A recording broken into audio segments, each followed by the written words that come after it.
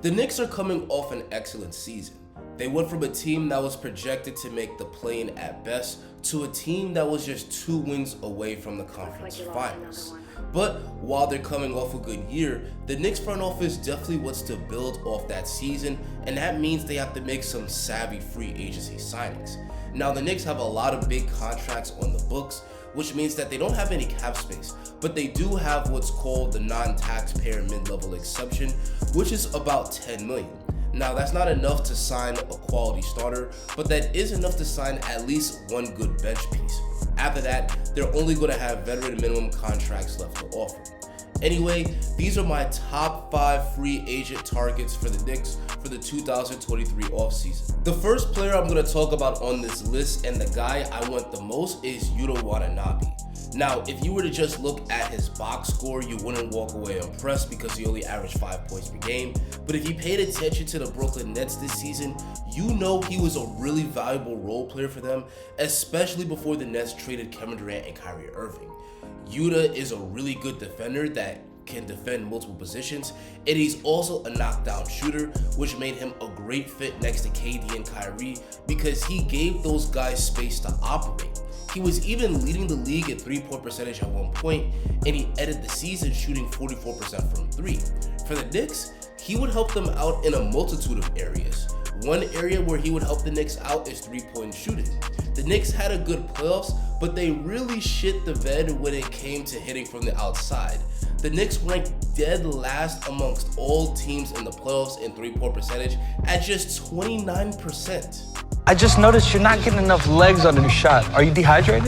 Now, the Knicks were able to get away with the horrible shooting against Cleveland because they were also awful from the outside, but we saw against a much better team like Miami that they were more than happy to leave the Knicks wide open, and that was a huge reason why the Knicks ended up losing the series.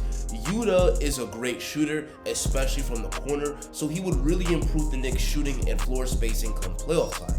Also, he would improve the Knicks defense. Now, the Knicks have some very good perimeter defenders in guys like Quentin Grimes and Josh Hart, but they're both only 6'5". Yuta is a big wing defender. He's 6'7" with a 6'10" wingspan, and in a tough Eastern Conference that has superstar wing players like Jimmy Butler and Jason Tatum, you need big wing defenders like Yuta that you can put on them. And lastly, he would improve the Knicks' bench depth. Last year, the Knicks only really went 9 deep throughout most of the year, so adding Yuta would help the Knicks to go 10 deep, improve their second unit, and also help them to keep their starters' minutes down and healthy come playoff time. And lastly, this is off the court, but he would also help to improve the Knicks' fan base. New York City has the largest Asian American population out of any city in the United States. And I'm sure that if the Knicks sign Yuta, then they would get tons of new fans overnight, similar to how Linsanity also helped the Knicks to gain a whole bunch of fans. So signing Yuta Watanabe would also be great optics. Now, my number 2 player is Dante DeVincenzo. He's coming off a really nice year with Golden State, and as a player, he reminds me a lot of Josh Hart in that he's a Swiss Army knife. There's a lot of things on the court that he does at a high level. He shot the 3 really well last year. He hit just under 40% from deep on 5 attempts per game, and we just talked about how the Knicks could use some more shooting.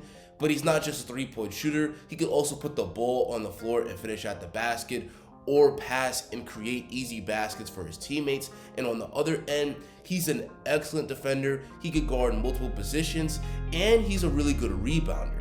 He's a defensive-minded player and a tough-minded player, which would make him an awesome fit in Thibodeau's system. And he's also got chemistry with Josh Hart and Jalen Brunson going back to their Villanova days, so he would be an awesome fit. The number 3 player on my list is Dennis Schroder. Now, at first glance, the Knicks are in need of a backup point guard, but Emmanuel quickly got hurt in the playoffs, and even when he did play, he was horrible. And we saw, especially in Game 6 of that Miami Heat series, that when Jalen Brunson was off the floor, the Knicks went from having the lead to being down double digits. It's a complete disaster. The non-Jalen Brunson minutes were brutal, so I think the Knicks could use another ball handler. And Dennis Schroder is a solid veteran that's coming off a pretty solid year in LA. He averaged 13 points and 5 assists per game last year. He's still one of the fastest guards in the league. He could get to the paint at will and finish. He can kick the ball out to his teammates. He can't shoot the 3-ball, but he also plays his ass off on defense. So for the Knicks, I think Dennis Schroder would be a nice boost to their second unit. The number 4 player on my list is Max Strus.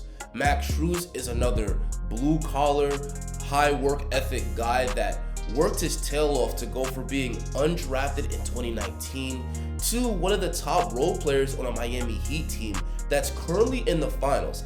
And he burned the Knicks in that second round. He averaged 15 points per game against the Knicks in that series, and he had a couple of games where he went off. Max Strus is a 6'5" 2 guard that can hit lights out from deep. He can get to the basket and finish, and he's also a solid defender. So he's another guy that I think would be a nice boost to the Knicks second unit. And the last guy I'll discuss is Lonnie Walker. Now, every offseason, we see teams take a risk on a young guy with upside, and that would be the idea with the Knicks signing Lonnie Walker. Lonnie Walker disappointed in San Antonio, but he had a really nice breakout year with the Lakers. He's athletic, he could get to the basket and finish. He improved his 3-point shooting to 36% this year, and he's also become a plus defender. And he also gave the Lakers some solid minutes in the playoffs and helped them get to the conference finals. So guys, that's gonna wrap it up. That's gonna be it for my 5. What did you think of these 5 players? Were there any free agents that I missed that you think would be a good pickup for the Knicks? Tell me in the comments. Guys, if you enjoyed this video and you want to see more dope content just like it, drop a like on the video and hit that subscribe button. I'm going to release a part 2 where I'm going to name 5 more free agents that I think the Knicks should consider signing, so you're not going to want to miss that. Thanks for watching and have a great rest of your day, guys.